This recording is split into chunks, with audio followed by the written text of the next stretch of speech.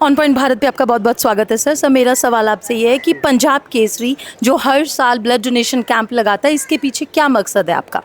देखिए, जो मेरा मेन मकसद ये था जी कि मैं जो ये पूरा कैंपेन जो स्टार्ट हुआ वो सिर्फ लाला जी को श्रद्धांजलि देने के लिए था। मेरे मन में ये था कि उन्होंने देश के लिए शहादत दी है तो हम उनको किस तरह से ऑनर कर पाएँ।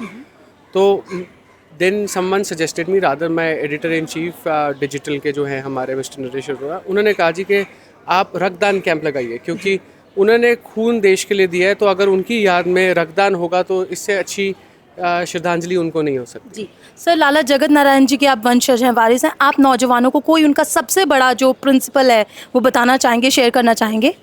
देखिए, प्रिंसिपल्स तो उनके बहुत सारे थे, लेकिन one thing I feel that everyone should understand about Lala ji. Lala ji, सब लोग कहते हैं, सारी दुनिया कहती है, देखिए मैं भी लाला जी से नहीं मिला, लेकिन मैंने उनके बारे में पढ़ा है और मेरे को जो लोग उनके नज़दीकी थे, उनके जो मित्र थे, उन्होंने बताया, दादाजी बताते हैं, पिताजी बताते हैं कि ही वॉज अ विजनरी।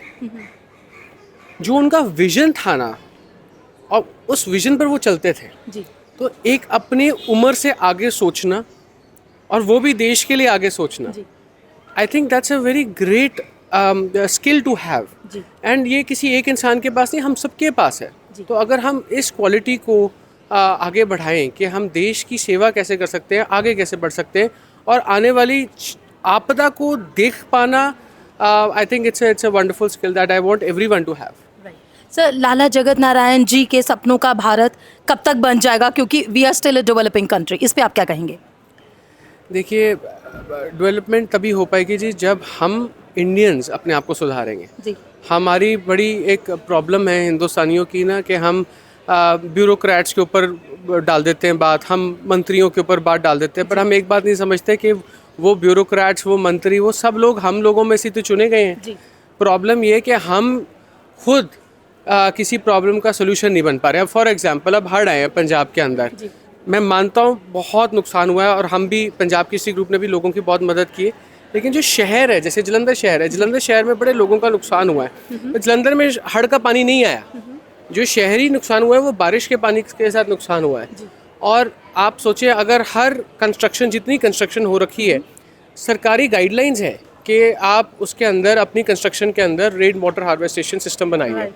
जिन घरों ने या जिन बिल्डिंग्स ने वो उन इंस्ट्रक्शंस का फॉलो किया, तो उनकी बिल्डिंग्स के आसपास पानी इकट्ठा नहीं हुआ। अब देखिए, मॉडल टाउन पूरा बह गया, बिकॉज मॉडल टाउन में जितनी भी नवी कंस्ट्रक्शंस हो रही हैं वो रेन वाटर हार्वेस्टेशन बनाई नहीं रही, तो पानी की निकासी की जगह नहीं बन पा रही।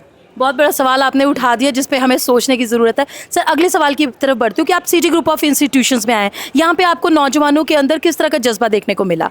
देखिए, बहुत अच्छा लग रहा है कि जो नौजवान है वो आगे बढ़कर खूनदान कर रहे हैं। जितने भी लोगों को इसकी ज़रूरत है उनको ये मिल पाएगा, और इससे बड़ा सेवा का काम नहीं है, क्योंकि रक्तदान जो है वो महादान है। तो मैं समझता हूँ इससे बड़ी सेवा कोई नहीं है। जी सर, हम अंदर नोटिस कर रहे थे कि इस बार लड़कियों की गिनती भी काफ़ी है, तो लड़कियां भी ब्लड डोनेट कर रही हैं। उस ऑब्जर्वेशन पे आपके कुछ तीखी टिप्पणी?